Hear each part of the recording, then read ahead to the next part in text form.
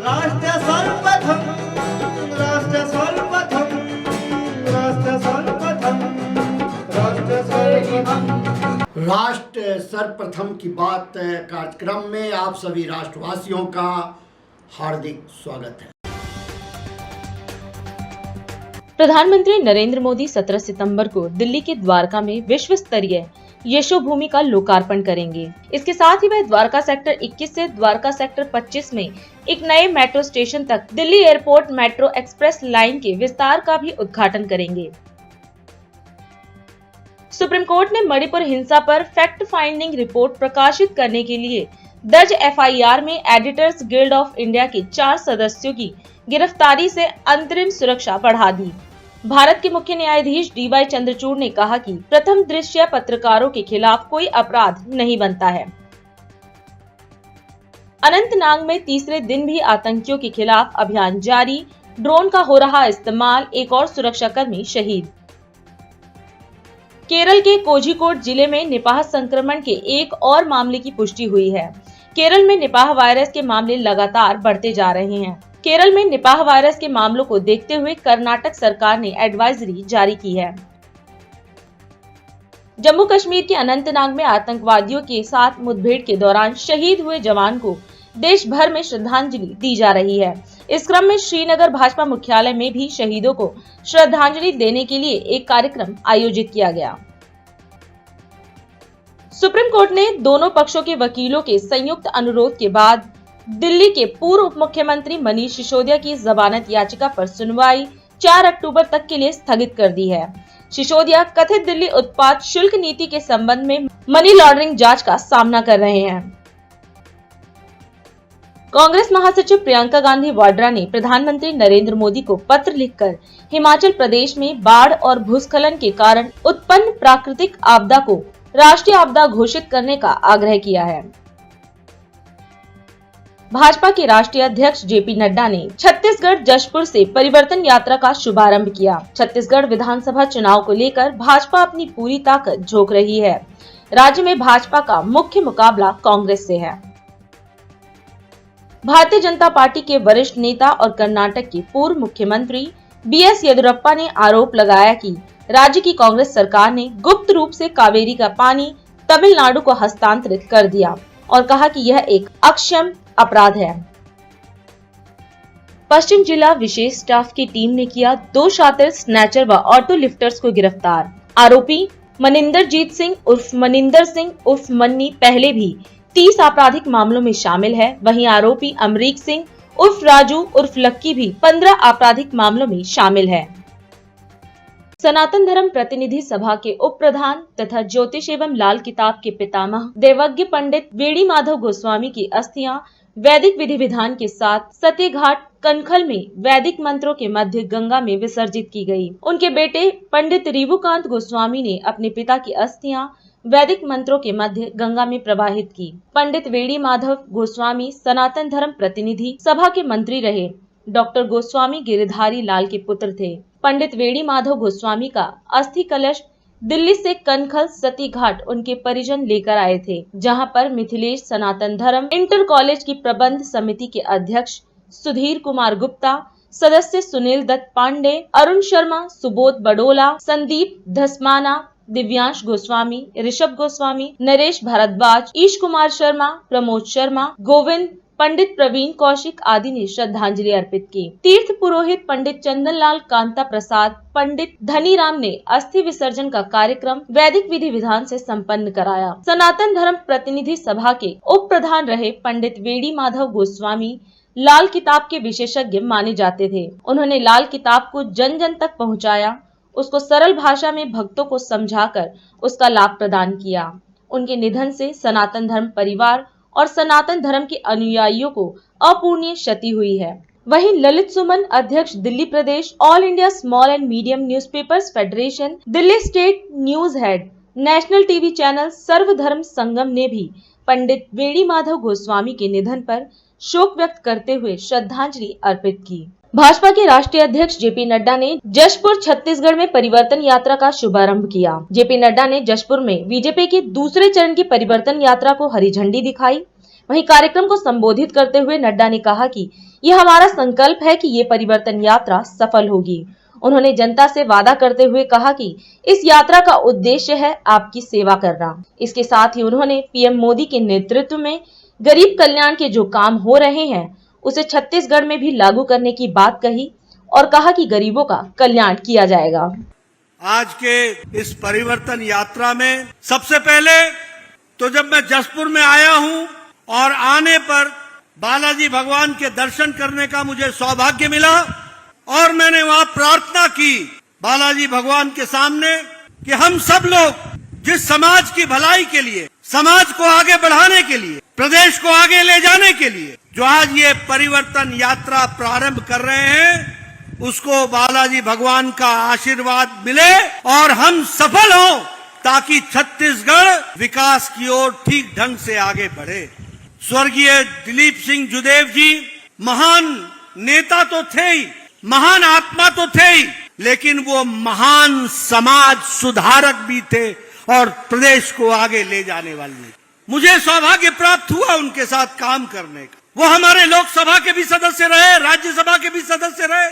हम सब लोग जानते हैं कि यहाँ बहुत से लोग जय जुदेव के नाम से उनका अभिवादन करते थे। वो सिर्फ नेता नहीं थे, वो देश को एकता के माला में पिरोने वाले, हमारे नेतृत्व करने वाले नेता थे। इसको भी हमको समझना चाहिए। मित्रों, उन्होंने अपना सारा जीवन सच्चाई के लिए, ईमानदारी के लिए, नैतिकता के लिए, धर्म के लिए उन्होंने सारा जीवन लगा दी। और आज जब ऐसे पवित्र भूमि से मुझे परिवर्तन यात्रा का प्रारंभ करने का सौभाग्य मिल रहा है तो उनकी आत्मा को शांति मिले, इसके लिए हम संकल्प लेते हैं कि यह परिवर्तन यात्रा सफल होगी।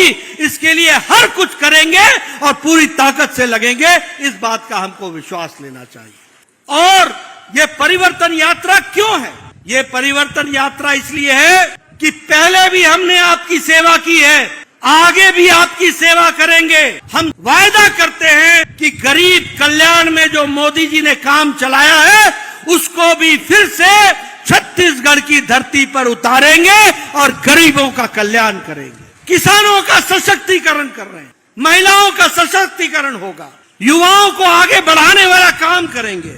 मित्रों, हम जानते हैं कि 12 तारीख को दंतेश्वरी माता जी का आशीर्वाद लेकर के दंतेवाड़ा से एक यात्रा चली है जो 45 विधानसभा से होकर के आएगी और उसी तरीके से आज जो ये यात्रा शुरू हो रही है यह भी 40 विधानसभाओं से होकर बिलासपुर पहुंचेगी और वहां पर दोनों यात्राएं मिलेंगी, जन जन के बीच में संदेश देगी और माननीय प्रधानमंत्री जी का हमको आशीर्वचन और मार्गदर्शन वहां बिलासपुर में मिलेगा।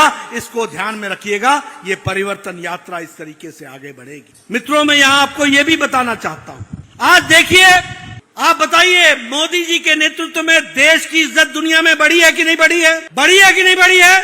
आपने अभी देखा ये G20 का सम्मेलन आपने देखा आपने टेलीविजन पर देखा। ये बताता है कि आज भारत पिछलग्गू नहीं है। आज भारत मोदी जी के नेतृत्व में दुनिया को संदेश दे रहा है और दुनिया को आगे बढ़ाने के काम में अपना योगदान कर रहा है। मित्रों, कभी आपने सोचा था कि हमारा चंद्रयान पहली बार दुनिया में साउथ पोल, दक्षिणी ध्रुव में पहला सैटेलाइट उतरेगा तो वो भारत का उतरेगा? इसको भी सफल किया है तो हमारे प्रधानमंत्री जी के नेतृत्व और साइंटिस्टों के कर्तव्यों ने। जो साइंटिस्ट हमारे दिन रात लगे रहे और जिनको प्रधानमंत्री मोदी जी का प्रोत्साहन मिलता रहा, आज उस कारण से चंद्रयान का हमारा कार्यक्रम दक्षिणी ध्रुव पर सफल हुआ है। वह भी आप सब लोगों ने देखा है।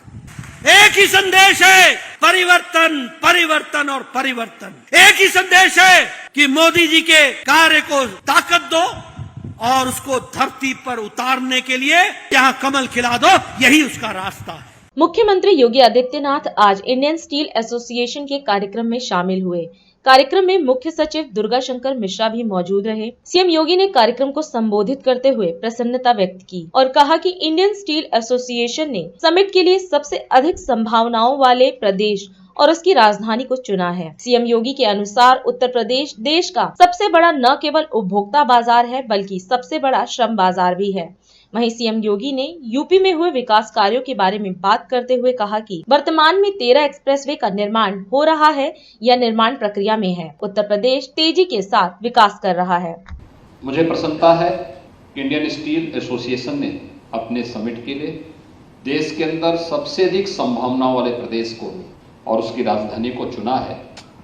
इस दृष्टि से आज आप दिन भर एसोसिएशन से जुड़े हुए जितने भी अन्य सम्मानित सदस्य हैं, स्टेक होल्डर्स हैं, प्रदेश सरकार के ऑफिसर्स हैं, इस सब के साथ मिलकर के उत्तर प्रदेश की इन संभावनाओं को आगे बढ़ाने और उसमें उत्तर प्रदेश सरकार के स्तर पर क्या आप सबको सहयोग चाहिए और आप कहां पे उत्तर प्रदेश को प्रधानमंत्री मोदी जी के विजन के अनुरूप भारत की इकोनॉमी के ग्रोथ इंजन के रूप में स्थापित करने के इस अभियान का हिस्सा बन सकते हैं। इस दृष्टि से समिट में आपके दिन भर के चिंतन के विषय आपके सम्मुख होंगे।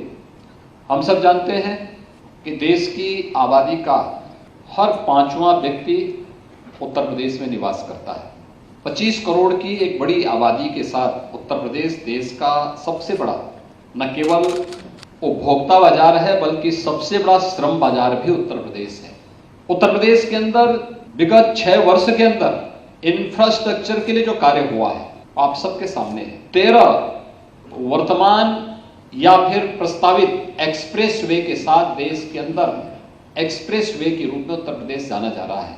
1 डिस्ट्रिक्ट 1 मेडिकल कॉलेज की तरफ हम बढ़ चुके हैं।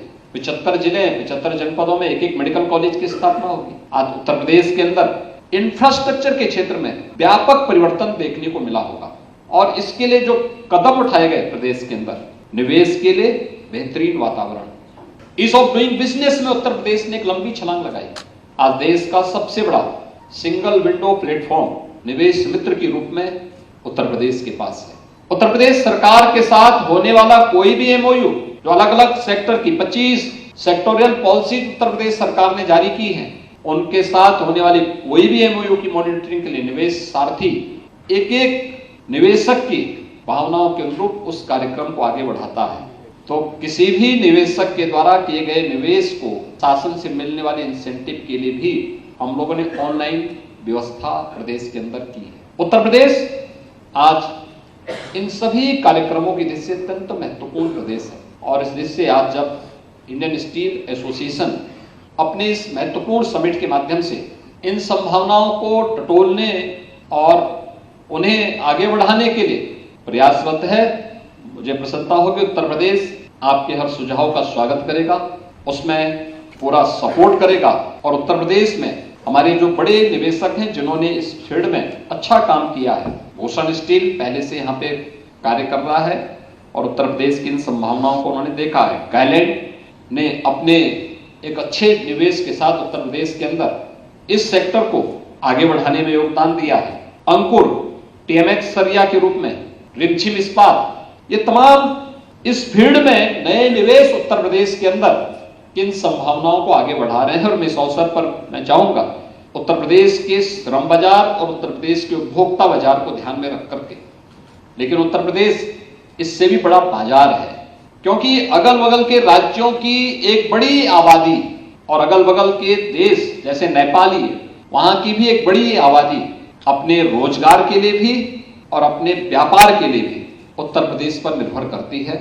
इस दृष्टि से इन संभावनाओं को आगे बढ़ाने के लिए आपका सहयोग और प्रदेश सरकार आपके साथ मिलकर के इन कार्यक्रमों को आगे बढ़ाने के लिए पूरा सहयोग करेगी। इस अवसर पर मैं एक बार फिर से इंडियन स्टील एसोसिएशन के सभी पदाधिकारियों को इस आयोजन के लिए हृदय से धन्यवाद देता हूं और उन्हें आश्वस्त करता हूं कि उत्तर प्रदेश के अंदर किए जाने वाले किसी भी प्रकार के निवेश के लिए उत्तर प्रदेश सरकार उन्हें पूरी सुरक्षा की गारंटी भी देगी और हर प्रकार का सहयोग भी करेगी। आपके इस पूरे समिट के प्रति मेरी मंगलमय शुभकामनाएं हैं। धन्यवाद। जय हिंद। दिल्ली के मुख्यमंत्री अरविंद केजरीवाल और पंजाब के मुख्यमंत्री भगवंत मान ने लुधियाना में उद्योगपतियों से मुलाकात की। इस अवसर पर मुख्यमंत्री अरविंद केजरीवाल ने कार्यक्रम को संबोधित करते हुए कहा कि कुछ महीने पहले उद्योग जगत से 1500 से अधिक सुझाव मिले थे। इन सभी सुझावों को पढ़ने के बाद उन पर निर्णय लिया गया और आज 58 पॉलिसी अनाउंसमेंट की गई है। उन्होंने कहा कि पिछले 1.5 सालों में एक बड़ा परिवर्तन हुआ है। सेंट्रल गवर्नमेंट के आंकड़ों के अनुसार पिछले 1 साल में सबसे ज्यादा 2,79,000 MSME पंजाब के अंदर रजिस्टर हुई हैं। वहीं 3,420 नए प्रोजेक्ट्स पंजाब में शुरू हुए हैं। अभी 1.5-2 महीने पहले भगवंत मान साहब ने अखबारों में बड़े बड़े ऐड देके एक नंबर जारी करा। उस नंबर पे उन्होंने कहा, भाई पंजाब के जितने व्यापारी हैं, जितने इंडस्ट्रियलिस्ट्स हैं, अगर आपके कोई सुझाव है तो आप अपने सुझाव दीजिए। लगभग 1,500 सुझाव आए। यहाँ पे जितने आपके 1,500 सुझाव आए, एक एक सुझाव को चीफ सेक्रेटरी और चीफ मिनिस्टर ने खुद बैठ के पिछले 2 महीने में पढ़ा और पढ़ने के बाद उसके ऊपर निर्णय लिया। और वो निर्णय देने के बाद आज जो 58 अनाउंसमेंट, पॉलिसी अनाउंसमेंट्स जो किए गए हैं, एक एक पॉलिसी अनाउंसमेंट आप लोगों के सुझाव के ऊपर लिया गया है। कहने का मतलब केवल ये है कि हम आपके साथ कंधे से कंधा मिला के काम करना चाहते हैं। आपके सुझावों के हिसाब से हम आगे बढ़ना चाहते हैं। मैं परसों आया था पंजाब। परसों हम लोगों ने अमृतसर में एक शानदार स्कूल का उद्घाटन किया। कल हम लोगों ने 2 जगह इसी तरह से इंडस्ट्रियलिस्ट के साथ मुलाकात की। किसी को यकीन नहीं हो रहा कि बिना चुनाव के, बिना इसके कैसे मुख्यमंत्री, और दिल्ली से भी मुख्यमंत्री, 2 मुख्यमंत्री शहर शहर में जाके लोगों से बात कर रहे हैं, इंडस्ट्रियलिस्ट से बात कर रहे हैं। आज तक कभी ऐसा हुआ ही नहीं था। हमारी सरकार बनी, हमने पंजाब की इंडस्ट्री के तौर पे क्या इनहेरिट किया पंजाब में? हमने इनहेरिट किया, कल अमृतसर में थे हम लोग। अमृतसर में स्टील और फाउंड्री की इंडस्ट्री काफी हुआ करती थी। वहां पे एक व्यक्ति ने खड़े होकर हमें बताया, जी पहले 822 यूनिट होती थी, उनमें से केवल 126 बची हैं, अब बाकी सारी पंजाब से उठ के बाहर चले गई। ये हमने इनहेरिट किया कि सारी इंडस्ट्री पंजाब की, पंजाब छोड़ के कोई मध्य प्रदेश जा रहा है, कोई हिमाचल प्रदेश जा रहा है, कोई कहीं जा रहा है, कोई कहीं जा रहा है। ये हम लोगों ने इनहेरिट किया था जब पंजाब को छोड़ के इंडस्ट्री जा रही थी। आज 1.5 साल के बाद एक बड़ा काम हुआ है, एक बहुत बड़ा काम हुआ है। हवा का रुख बदलने लगा है। इंडस्ट्री, बाहर जो इंडस्ट्री गई थी वो वापस आने लगी है। अभी 3 दिन पहले अखबारों में आपने पढ़ा होगा, आसपास के स्टेट से 450 इंडस्ट्री उन स्टेट्स को छोड़ के पंजाब में आई है। पढ़ा आप लोगों ने? अभी राज्यसभा के अंदर एक प्रश्न उठा, प्रश्न पूछा गया कि पिछले 1 साल के अंदर किस राज्य के अंदर कितनी MSME रजिस्टर हुई है। आपको जान के ताज्जुब होगा, ये सेंट्रल गवर्नमेंट का आंकड़ा है। पिछले 1 साल में सबसे ज्यादा MSME पंजाब के अंदर रजिस्टर हुई है। 2,79,000 MSME पंजाब के अंदर रजिस्टर हुई है। 3,500 नए प्रोजेक्ट्स, 3420 नए प्रोजेक्ट्स पंजाब के अंदर शुरू हो चुके हैं। बाहर से इन्वेस्टमेंट आ चुकी है 50,000 करोड़ रुपए की इन्वेस्टमेंट। और ये 50,000 करोड़ रुपए की इन्वेस्टमेंट, इसमें 100 करोड़ की इन्वेस्टमेंट भी है, इसमें 2,000 करोड़ रुपए की इन्वेस्टमेंट भी है। छोटे इंडस्ट्रियलिस्ट भी हैं, बड़े इंडस्ट्रियलिस्ट भी हैं। 50,000 करोड़ रुपए की इन्वेस्टमेंट शुरू हो गई है। जमीनें खरीद ली हैं उन लोगों ने, जिसमें 2,86,000 बच्चों को नौकरियां मिलेंगी। 1.5 साल के अंदर अगर इतने बड़े स्केल के ऊपर पंजाब में इंडस्ट्री लग रही है तो हवा का, लोगों को विश्वास तो होने लगा है, लोगों को यकीन तो होने लगा है, यार पंजाब बदल रहा है, अब पंजाब में इन्वेस्टमेंट हो सकती है। क्या बदला है? पिछले साल 16 मार्च, पिछले साल जब भगवंत मान साहब ने शपथ ली थी, उस वक्त जो लॉ एंड ऑर्डर की हालत थी, पहले कुछ महीने तो बड़े मुश्किल बीते थे हम लोगों के, लेकिन आज जो लॉ एंड ऑर्डर की सिचुएशन है, काफी इंप्रूवमेंट है। और सबसे ज्यादा जरूरत इंडस्ट्री को और बिजनेस को अच्छे लॉ एंड ऑर्डर की होती है कि यार। दूसरी सबसे बड़ी बात हुई है कि करप्शन के अंदर बहुत कमी आई है। एक स्ट्रॉन्ग मैसेज दिया गया है, चाहे अगर पटवारी पैसे खाएगा उसको भी नहीं बख्शा जाएगा, और जो पुराने लोग लूट के ले गए थे उनको भी नहीं बख्शा जाएगा। और तीसरी बड़ी बात हुई है कि जो पॉलिसीज आ रही हैं, आज 58 अनाउंसमेंट्स किए गए। एक पूरे पंजाब के अंदर माहौल है कि अब सरकार जो है वो प्रो इंडस्ट्री है, प्रो इंडस्ट्री पॉलिसीज बनाती है, जनता के साथ पॉलिसीज बना रही है। तो ये माहौल जो है इसने कंट्रीब्यूट किया है कि बहुत बड़े स्तर के ऊपर अब जो इंडस्ट्री पहले बाहर जा रही थी वो इंडस्ट्री अब वापस आ रही है। हम आपको पंजाब की तरक्की में बराबर कंधे से कंधा मिला के आपके साथ चलना चाहते हैं। और मुझे पूरी उम्मीद है, सपना हमें बड़ा रखना है, विजन हमें बड़ा रखना है, हमें compete करना है तो चाइना के साथ compete करना है, और मुझे पूरी उम्मीद है पंजाबी ये करके दिखा सकते हैं। अभी समय है एक ब्रेक का, हम चलते हैं ब्रेक पर, आप कहीं जाए नहीं, छोटा सा break. Powered by Kamal Buildtech Private Limited, fulfilling promises. With our professional team and experience of delivering projects, in past we guarantee you peace of mind and top quality work in an affordable price. राष्ट्र सर्वप्रथम की बात कार्यक्रम में break के बाद एक बार फिर आप सभी राष्ट्रवासियों का स्वागत है। सीएम शिवराज सिंह चौहान ने ऐलान किया कि लाडली बहनों को गैस सिलेंडर 450 रुपए में मिलेगा। इसके साथ ही उन्होंने यह भी घोषणा की कि सावन के माह में अर्थात 4 जुलाई से लेकर 31 अगस्त तक गैस सिलेंडर रिफिल कराने वाली लाडली बहनों को भी अनुदान राशि का अंतरण उनके बैंक खातों में किया जाएगा। मुख्यमंत्री ने कहा कि इस योजना का लाभ लेने के लिए लाडली बहनों को पंजीयन कराना होगा। पंजीयन मुख्यमंत्री लाडली बहना योजना पोर्टल पर होगा। आपको याद होगा 27 तारीख को रक्षाबंधन के पहले हमने राखी का त्योहार मनाया था, और तब मैंने आपको संबोधित करते हुए कहा था कि मेरी लाडली बहनाओं, सावन के महीने में रसोई गैस का सिलेंडर आपको 450 रुपये में दिया जाएगा। मैंने ये भी कहा था कि बाद में इस योजना को परमानेंट किया जाएगा। मेरी बहनों, मैंने जो कहा था मैंने कर दिया। सावन के महीने में गैस सिलेंडर जो आपने रिफिल करवाया है वो भी आपको 450 रुपये में पड़ेगा। बाकी राशि मैं आपके खाते में वापस लौटाऊंगा। मेरी प्रिय बहनों, इस योजना का लाभ लेने के लिए आपको पंजीयन कराना पड़ेगा, और पंजीयन मुख्यमंत्री लाडली बहना योजना पोर्टल पर होगा। ऐसी बहनों का पंजीयन किया जाएगा जो पूर्व से गैस कनेक्शनधारी हो, और यह बहनें उज्ज्वला योजना की लाभार्थी भी हो सकती हैं। पंजीयन के लिए केवल 2 जानकारी या दस्तावेज की आवश्यकता होगी। एक LPG कनेक्शन ID और दूसरी समग्र ID। गैस संबंधी पंजीयन उन सभी केंद्रों पर किया जाएगा जहां मुख्यमंत्री लाडली बहना योजना का पंजीयन हुआ था, यानी प्रत्येक गांव में और शहरों में, वार्ड में, बड़े शहरों में 2 या 3 स्थान पर वार्डों में, और छोटे शहरों में वार्ड में 1 स्थान पर हमने ये केंद्र बनाए थे। उन्हीं केंद्रों पर पंजीयन होगा। शासन भी सभी ऑयल कंपनियों से बहनों के गैस कनेक्शन संबंधी जानकारी प्राप्त कर रहा है तथा उसे पोर्टल पर 25 सितंबर को प्रदर्शित किया जाएगा। इससे बहनों को अपनी जानकारी देखने में सुविधा होगी। बहनों की समस्याओं के निराकरण के लिए शिकायत निवारण एप्लीकेशन भी तैयार की जा रही है। लाडली बहनों को जो अनुदान देने की प्रक्रिया है, कृपया करके उसको समझिए। पात्रताधारी लाडली बहनों को गैस रिफिल ऑयल कंपनी की विक्रय दर पर ही खरीदना होगा। लाडली बहनों को यह गैस रिफिल 450 रुपया में पड़े, इसके लिए अंतर की राशि अनुदान के रूप में उनके बैंक खाते में रिफंड की जाएगी। गैस सिलेंडर पर यह अनुदान लाडली बहनों को प्रतिमाह अधिकतम 1 गैस रिफिल पर मिलेगा।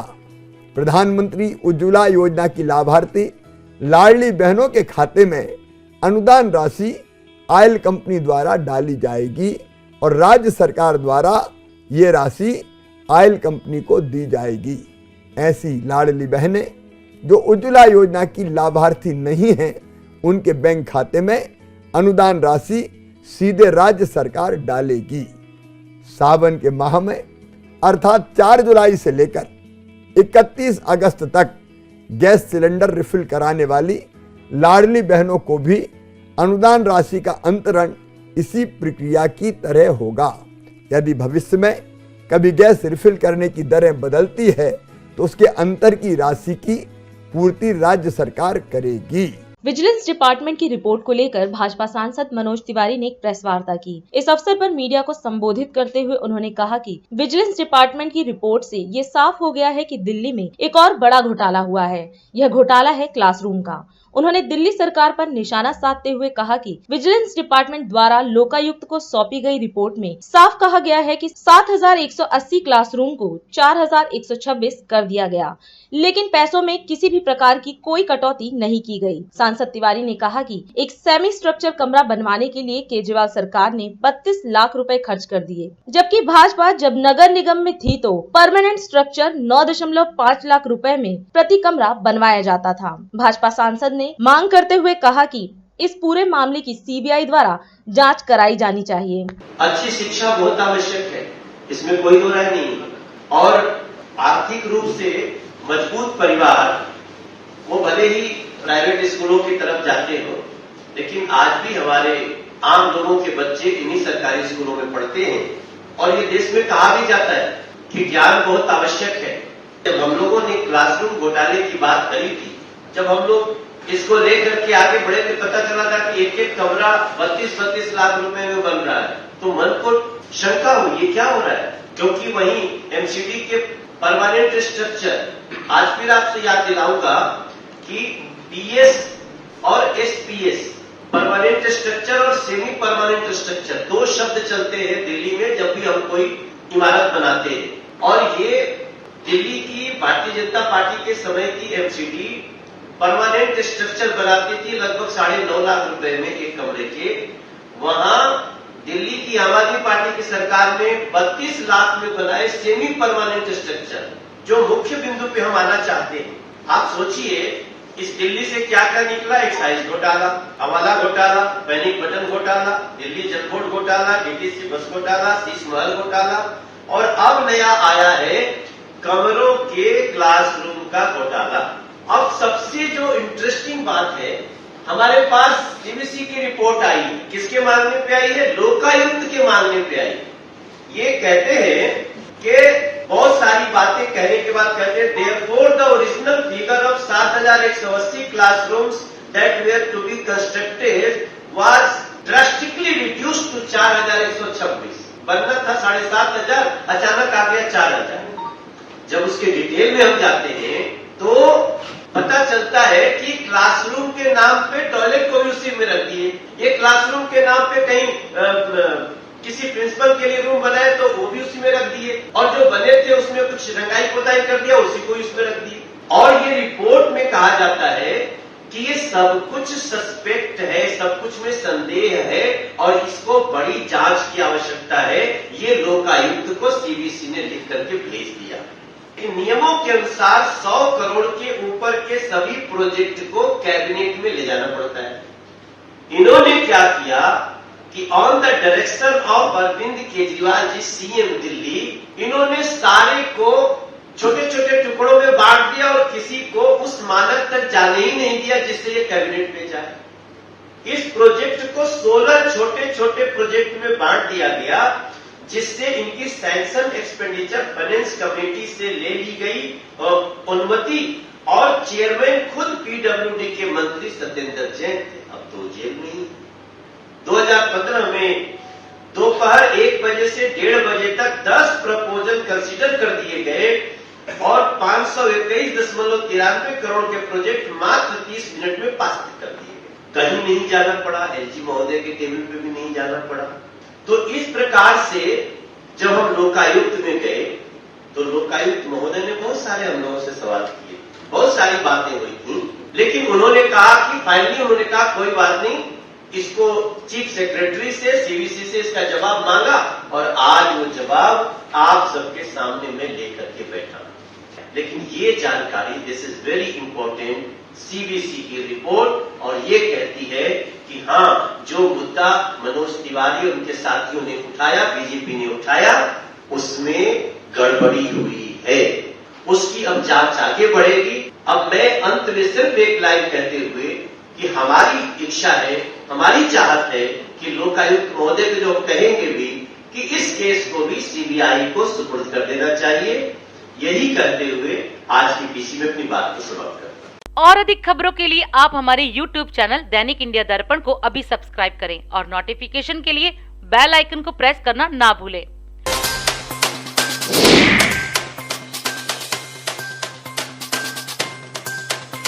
आज हम इस कार्यक्रम में आपसे विदा लेते हैं। आप अन्य खबरों के लिए बने रहे। राष्ट्र सर्वप्रथम, वंदे मातरम, जाग उठा है भारत। राष्ट्र सर्वप्रथम, राष्ट्र